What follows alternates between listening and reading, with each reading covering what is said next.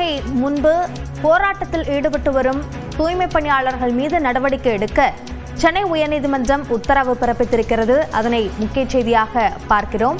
Ribbon மாளிகை முன்பாக 2 மண்டலங்களைச் சேர்ந்த தூய்மை பணியாளர்கள் தனியாருக்கு இந்த பணியை மாற்றுவதை எதிர்த்து போராட்டத்தில் ஈடுபட்டு வருகிறார்கள்.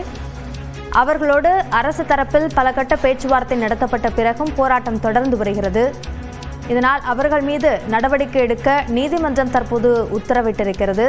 இது தொடர்பான கூடுதல் விவரங்களை நம்முடைய செய்தியாளர் மதனிடம் கேட்கலாம். மதன், நீதிமன்றம் இந்த உத்தரவை பிறப்பித்ததற்கு என்ன காரணம்? தனியார் மயமாக்குவதற்கு எதிர்ப்பு தெரிவித்தும் பணி நிரந்தரம் கோரியும் தூய்மை பணியாளர்கள் கடந்த 12 நாட்களாக ரிப்பன் பில்டிங் அருகே தொடர்ச்சியாக போராட்டம் நடத்தி வருகிறார்கள். இதனிடையேதான் ஏற்கனவே பல கட்ட பேச்சுவார்த்தை நடைபெற்ற போதும் இதுவரைக்கும் எந்த ஒரு தீர்வும் ஏற்படாமல் இருந்தது.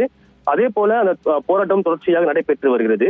இந்த நிலையில் இந்த போராட்டம் காரணமாக பொதுமக்களுக்கு இடையூறு ஏற்படுவதாகவும் அந்த சாலையை பயன்படுத்துவதற்கு மிகப்பெரிய சிரமம் ஏற்படுவதால் அந்த போராட்டம் அந்த இடத்தில் போராட்டம் நடத்த தடை விதிக்க கோரிதான் தற்போது சென்னை உயர்நீதிமன்றத்தில் வழக்கு தொடரப்பட்டது. தேன்மொழி என்பவர் அந்த வழக்கை தொடர்ந்தார். இந்த வழக்கு தான் இன்று காலை தலைமை நீதிபதி அமர்வில் விசாரணைக்கு வந்தது. அப்போது காவல்துறையை பொறுத்த வரைக்கும் ஏற்கனவே இந்த இடத்தில் போராட்டம் நடத்தக்கூடாது, அனுமதிக்கப்பட்ட இடத்தில் போராட்டம் நடத்திக் கொள்ளலாம், இது தொடர்பாக நோட்டீஸும் அங்கு அனுப்பப்பட்டது. ஆனாலும் இதுவரைக்கும் எந்த ஒரு பதிலும் அளிக்காமல் தொடர்ச்சியாக சட்டவிரோதமாக அந்த இடத்தில் கூடி போராட்டம் நடத்தி வருவதாக காவல்துறை தரப்பில் தெரிவிக்கப்பட்டது. ஆனால் அந்த போராட்டக்காரர்களை பொறுத்த வரைக்கும் ஏற்கனவே தங்களை அங்கிருந்து வேறு இடத்துக்கு மாற்ற வேண்டும் என்று காவல்துறை தரப்பிலிருந்து தங்களுக்கு ஒரு கடிதம் அனுப்பப்பட்டது. அந்த கடிதத்திற்கு தாங்கள் பதிலளிக்க தயாராக இருக்கிறோம், எனவே தற்போது நிலையில் தங்களுடைய ஆர்ப்பாட்டத்திற்கு இந்த போராட்டத்திற்கு தடை விதிக்க கூடாது என்ற ஒரு வாதம் எடுத்து வைக்கப்பட்டது. அது மட்டும் இல்லாமல் இன்னும் 2-3 நாட்களில் அமைச்சருடன் ஏற்பட்ட பேச்சுவார்த்தையில் சுமூகமான தீர்வு ஏற்படும். எனவே தீர்வு ஏற்படும் வரைக்கும் எந்த ஒரு உத்தரவும் பிறப்பிக்க கூடாது. இந்த ஒரு வழக்கு விசாரணை அடுத்த வாரம் செவ்வாய்க்கிழமைக்கு தள்ளி வைக்க வேண்டும் என்றும் அந்த போராட்டக்காரர் தரப்பில் ஒரு கோரிக்கை வைக்கப்பட்டது. ஆனால் நீதிபதிகளை பொறுத்த வரைக்கும் அந்த தொழிலாளருடைய பிரச்சனையில் தாங்கள் ஈடுபட எந்த ஒரு மாற்று கருத்தும் கிடையாது. அவை கோரிக்கை நியாயமானதாக இருக்கலாம், ஆனால் பொதுமக்கள் பாதிக்கப்படும் வகையில் எந்த ஒரு போராட்டத்தையும் நீதிமன்றம் அனுமதிக்காது.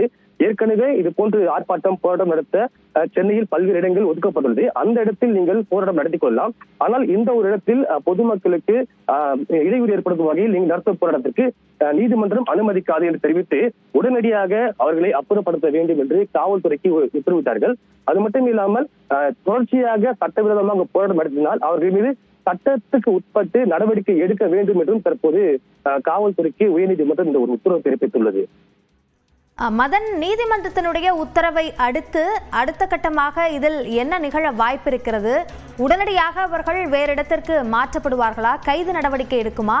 அது சார்ந்த விவரங்களை பதிவு செய்யுங்கள். இந்த வழக்கில் தற்போது தலைமை நீதிபதி அமர்வு இது போன்ற ஒரு உத்தரவு பிறப்பித்த போது தமிழக அரசு தரப்பில் ஆஜரான கூடுதல் தலைமை வழக்கறிஞர் ரவீந்திரன் அவர்கள் இந்த உத்தரவு போடும் போதே இந்த ஒரு விஷயத்தை பதிவு செய்ய வேண்டும். அதாவது இந்த ஒரு உத்தரவு பிறப்பித்த பிறகு அது போராட்டக்காரர்களுக்கும் ஒரு உத்தரவு பிறப்பிக்க வேண்டும். அதாவது இன்று பிற்பகல் 2 மணிக்குள்ளாக அனைவருமே தங்களாகவே கடந்து செல்ல வேண்டும் என்ற ஒரு உத்தரவை இந்த ஒரு உத்தரவில் குறிப்பிட வேண்டும் என்று இன்று தமிழக தரப்பில் ஒரு கோரிக்கை வைக்கப்பட்டது. அதாவது அவர்களை வலுக்கட்டாயமாக அவர்களை அப்புறப்படுத்தினால் அங்கு சட்டம் ஒழுங்கு பிரச்சனை ஏற்படும் என்பதால் இது போன்ற ஒரு உத்தரவு பிறப்பிக்க வேண்டும். அதாவது தாங்களாவே அங்கிருந்து அப்புறப்பட வேண்டும், கிளம்பிவிட வேண்டும் என்ற உத்தரவை போட வேண்டும் என்று தமிழக தரப்பில் ஒரு கோரிக்கை வைக்கப்பட்டது. ஆனால் நீதிபதிகளை பொறுத்த வரைக்கும் அது போன்று தாங்கள் எந்த ஒரு உத்தரவும் பிறப்பிக்க முடியாது.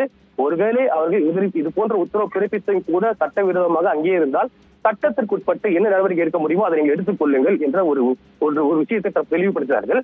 எனவே இன்று பிற்பகலுக்குள்ளாக அவர் கடந்து செல்லாவிட்டால் காவல்துறை இந்த நீதிமன்ற உத்தரவின் அடிப்படையில் அவர்கள் மீது சட்ட ரீதியாக நடவடிக்கை எடுக்கும், கைது செய்வதற்கான வாய்ப்பும் ஏற்படும் என்ற நிலை உருவாகியுள்ளது.